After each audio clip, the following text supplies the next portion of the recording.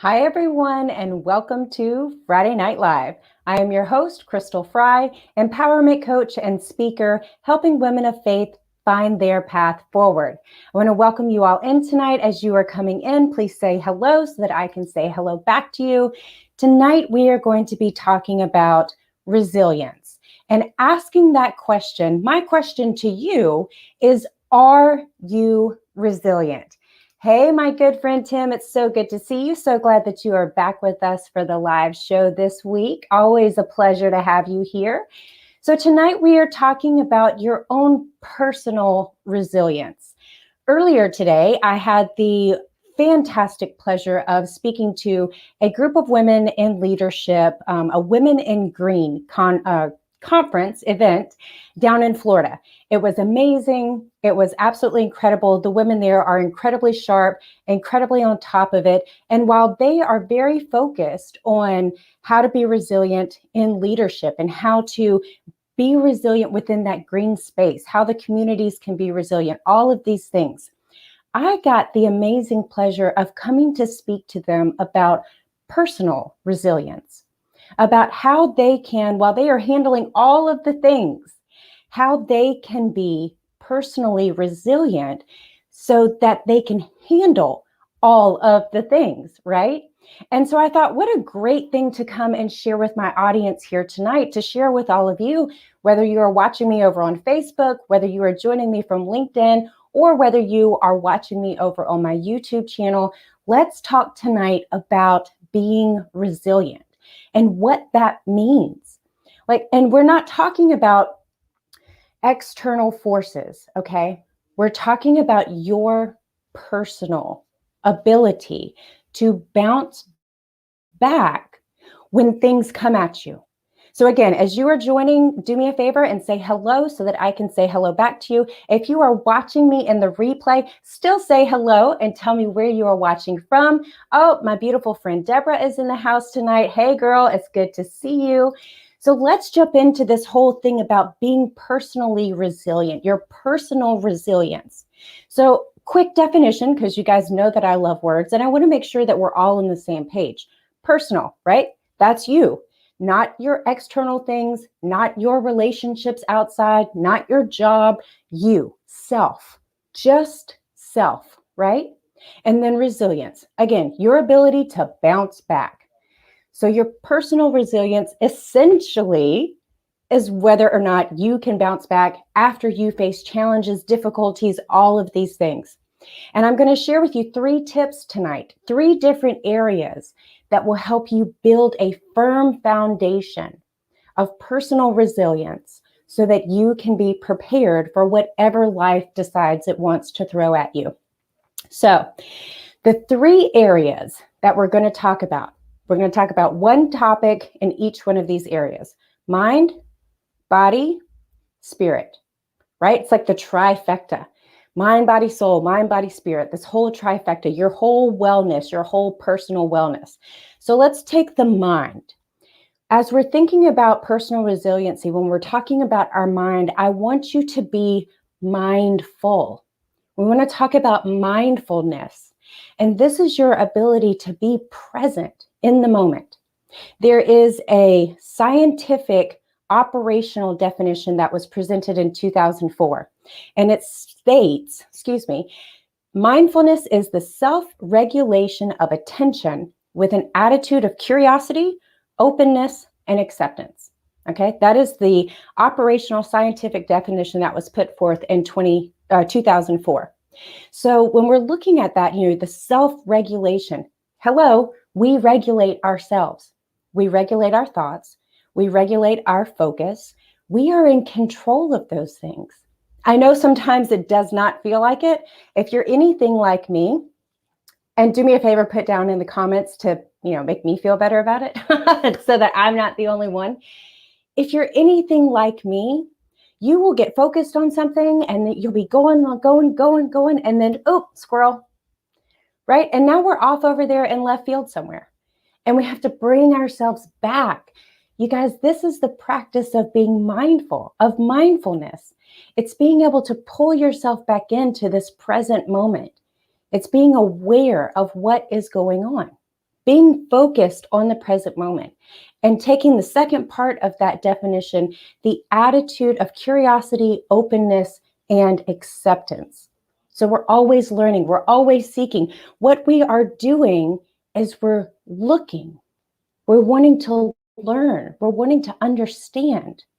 And we're doing this without judgment of ourselves, without judgment of other people. We're curious.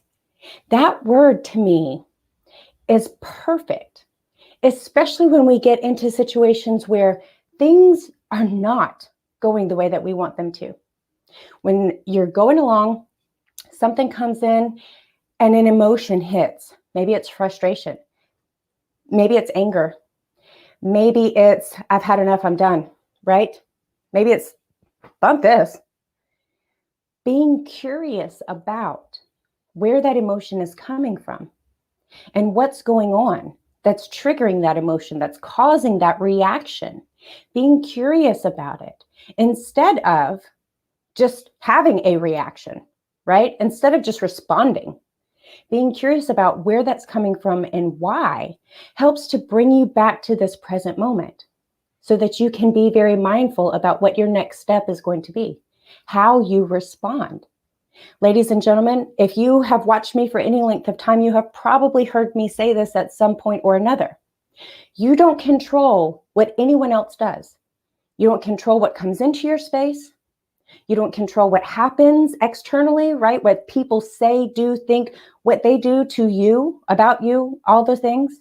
What you control is your response. And when you are in a habit of practicing mindfulness, you can respond in a way that is in alignment with who you are, who you truly are, or who you truly wish to become. So mindfulness, right? That takes care of our mind aspect. Remember, we have 3.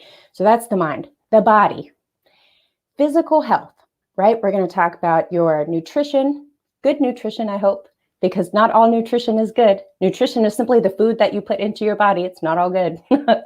Your good nutrition, hydration, drinking water, right? Exercising or just movement. You guys, I don't really like exercise routines. I get excited about them. How many of you have workout videos at home that you've never done or that you did 3 times and then you haven't done them again? How many of you have multiples? Again, if you're anything like me, I have quite a few of them and they were fun, right? Like the first 4 times that I did them and I was like, yeah, okay, whatever. But just movement of your body. Have a dance party, turn the music on, dance while you wash dishes, whatever, do laundry. I don't care, whatever you're doing around your house, yard work. I love to listen to music while I am outside cutting grass because that's my quiet, alone time. Like nobody needs anything from me. I'm busy and I'm able to, get in some movement, right? And also kind of let my mind wander, which is awesome. Getting sunlight, getting rest, getting proper sleep, right? And rest and sleep are 2 different things. Sleeping, we all know what sleeping is, but rest is when you're taking a break from other things. When you're allowing your mind and your body just to simply rest, just to simply be. All of these things go together to create a well-functioning body. And in order for you to be resilient, you not only have to have a well-functioning mind, but you also have to have a well-functioning body. Because if you do not have good physical health, you're going to be more tired. You're probably going to be more stressed. You're probably going to have a tendency to be a little more agitated. I know when I am not really taking great care of myself, I tend to get a little more agitated than normal. So, and that creates a space where we don't handle those difficulties so well. We struggle a little bit in our response. And many times it's usually not the way we want to respond. So that is number 2. So we did mind, we did body. So we talked about mindfulness, your physical health. The third one, spirit. Now for this one, this is actually, personally, it's my favorite one. We're going to talk about gratitude. Gratitude. Because my friends, it does not matter what your religious or spiritual practices, preferences, it doesn't matter what they are. We are all made up of life force energy, right? We are all energetic beings. We have a frequency. There's scientific evidence to back that up. We have a frequency. We are energetic beings. When you practice gratitude, you actually raise your positive energy level. You raise your positive energy level. And here's another fun thing, and you guys can Google all of the studies that have been done on the effects of gratitude on your overall well-being. It positively impacts your mental health, your physical health, your emotional health and well-being. Gratitude positively impacts every facet of your being for the good. So why not practice it, right? Seems like a no-brainer. Why not make it a habit to practice gratitude? Because here's a fun little thing. When you are practicing gratitude, when you're sitting here thinking about, my goodness, I am so grateful that I woke up this morning. I am so grateful that my eyes opened. I am so grateful that I am drawing breath into my lungs. I am grateful, as my good friend April Lewis said earlier today, I am grateful for my legs that walk and take me to the kitchen for my midnight snacking habit. April, if you're watching this, I love you big. But you know, all of those things, I am grateful for the opportunity to walk outside.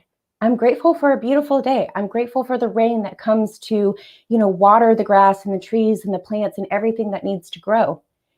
All of these things, when you can sit in that place of being grateful for what you have, for what's coming to you, for obstacles you've already overcome, for the strength that you have to push through anything that comes your way. When you're in that place, you cannot simultaneously be in a place of worry, fret, fear, and doubt. The two things can't share the same space at the same time. You can flip back and forth. You can, in one sentence, talk about how grateful you are, and in the very next one, say that you're worried or you're fearful about something. Yes, you can. I do. I've done it a lot, right? You can flip back and forth, but you can't have both of them at the same time. So my friends, practice your gratitude. And if you are new to that thought, I'm going to give you a couple of different things that you can do just to start off. Journaling is a good way to do it. You can write down, how you're feeling, all those good things. Doing what I call a 5 times 2. And basically what that is, and I know a lot of people talk about doing it this way, so it's definitely not an original thought, but doing a 5 times 2, where 2 times a day, you write down 5 things that you are grateful for. Maybe you do it 5 in the morning. Maybe you do 5 before you go to bed. Maybe you do them, in the middle of the day, lunch break, whatever you want to do it. Set a timer on your phone. 5 things that you're grateful for twice a day. If you struggle with thinking of 5 things when you start, the very first one should be, I woke up this morning. I have breath in my lungs.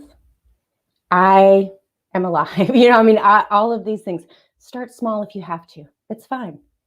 Because what you'll find is, as you continue to list things that you're grateful for, you'll find more of them. Because as we start to focus on things we are grateful for, we start to see more of those things. What you focus on is what you see more of. Be it negative, be it positive. It doesn't matter.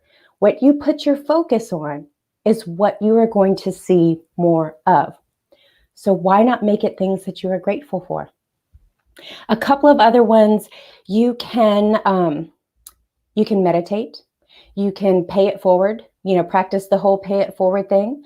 You can write thank you notes. You can go into your prayer time, however you want to do it. Practice gratitude. So those are the 3 things, right?